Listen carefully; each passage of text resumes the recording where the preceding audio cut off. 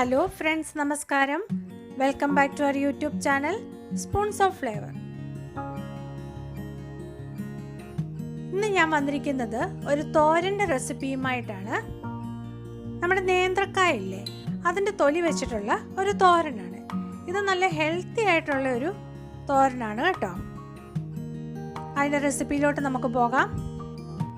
അതിനായിട്ട് ഞാനിവിടെ 3 നേന്ത്രക്കായാണ് എടുത്തിരിക്കുന്നത്, ഇല്ലെങ്കിൽ പച്ച ഏത്തക്ക.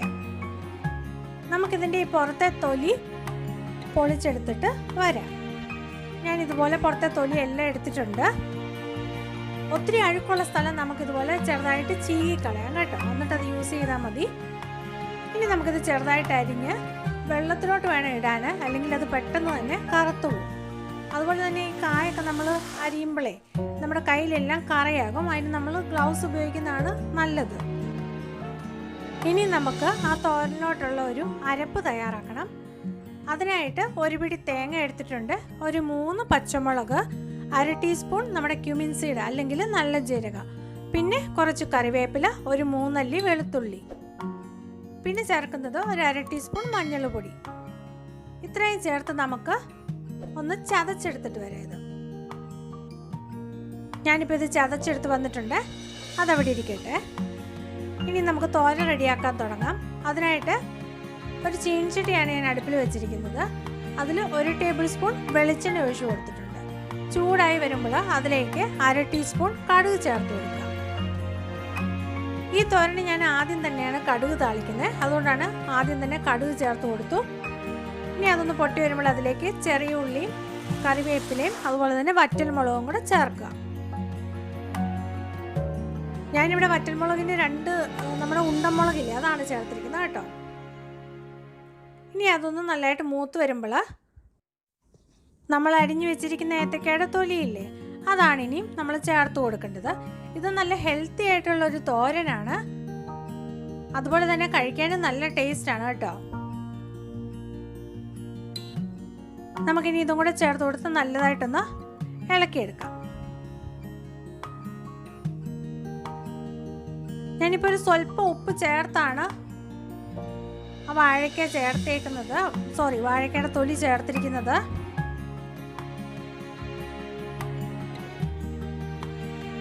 ഒരു സ്വല്പം മഞ്ഞൾ പൊടിയും കൂടെ നമുക്ക് ചേർത്ത് കൊടുക്കാം. എന്നിട്ട് ഇതെല്ലാം കൂടെ ഒന്ന് മിക്സ് ചെയ്തതിന് ശേഷം എല്ലാം കൂടെ ഒന്ന് പൊത്തി വെച്ചിട്ട് നമുക്ക് ഒന്ന് മൂടി വെക്കണം. ഒരാവി കയറണം. പെട്ടെന്ന് തന്നെ ഇത് വെന്ത് വരും കേട്ടോ. ഒരു 4 മിനിറ്റ് കൊണ്ടൊക്കെ വെന്ത് വരും.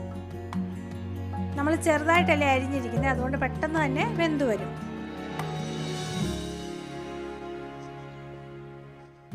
ഇപ്പം ചേർത്ത് കൊടുത്തത് ഒരു സ്വല്പം ഉപ്പാണ്.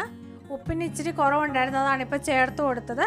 എല്ലാം കൂടെ ഒന്നുകൂടെ മിക്സ് ചെയ്തതിന് ശേഷം നമുക്ക് ഒരാവിയും കൂടെ വരാൻ വേണ്ടി ഒന്നുകൂടെ ഒന്ന് മൂടി വെക്കാം.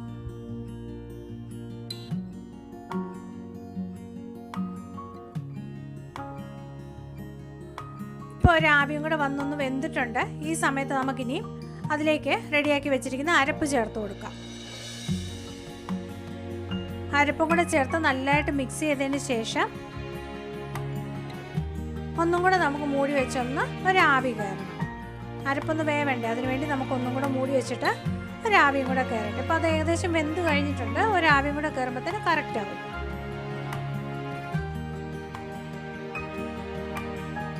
ഇതിൻ്റെ ഏത്തക്ക നമ്മൾ തൊലി കളഞ്ഞതിൻ്റെ പച്ച ഏത്തക്കയുടെ ബാക്കിയുണ്ടല്ലോ, അത് ഞാൻ ഉപ്പേരിയാക്കി റെഡിയാക്കി എടുത്തിട്ടുണ്ട് കേട്ടോ.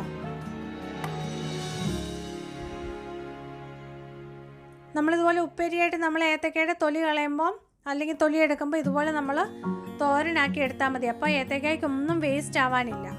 ഇപ്പം ഞാൻ ചേർത്ത് കൊടുത്തത് വൻപയർ ഞാൻ പുഴുങ്ങി വെച്ചിരുന്നതാണ്, ഉപ്പും മഞ്ഞൾ പൊടി ഇട്ട് അതാണ് ചേർത്ത് കൊടുത്തത്. വൻപയറിന് പകരം ചെറുപയർ ചേർത്ത് കൊടുത്താലും നല്ല ടേസ്റ്റാണ്. എനിക്ക് തോന്നുന്നു ഈ റെസിപ്പി കുറേ പേർക്കൊക്കെ അറിയായിരിക്കും. അറിയാൻ മേലാത്തവർക്ക് വേണ്ടിയാണ് ഞാനിത് കാണിച്ചു തരുന്നത് കേട്ടോ. ഇതെല്ലാവരും ഒന്ന് ട്രൈ ചെയ്ത് നോക്കണം. അതുപോലെ നിങ്ങളുടെ അഭിപ്രായങ്ങളൊക്കെ ഒന്ന് പറയണം. നമ്മുടെ തോരൻ ഇപ്പോൾ റെഡി ആയിരിക്കുകയാണ്. ഇനി നമുക്കത് സെർവിങ് പ്ലേറ്റിലോട്ട് മാറ്റാം. ആരെങ്കിലും പുതിയതായിട്ട് ചാനൽ കാണുന്നുണ്ടെങ്കിൽ സബ്സ്ക്രൈബ് ചെയ്യാൻ മറക്കല്ലേ. സബ്സ്ക്രൈബ് ചെയ്ത് കഴിയുമ്പോൾ തൊട്ടടുത്തൊരു ബെല്ലൈക്കൺ ഉണ്ട്, അതും പ്രസ് ചെയ്യുമ്പോൾ ഓൾ എന്നൊരു ഓപ്ഷൻ ഉണ്ട്, അതും കൂടെ പ്രസ് ചെയ്യുക കേട്ടോ. അപ്പോഴാണ് ഞാനിടുന്ന പുതിയ വീഡിയോകൾ നിങ്ങൾക്ക് കിട്ടുകയുള്ളൂ.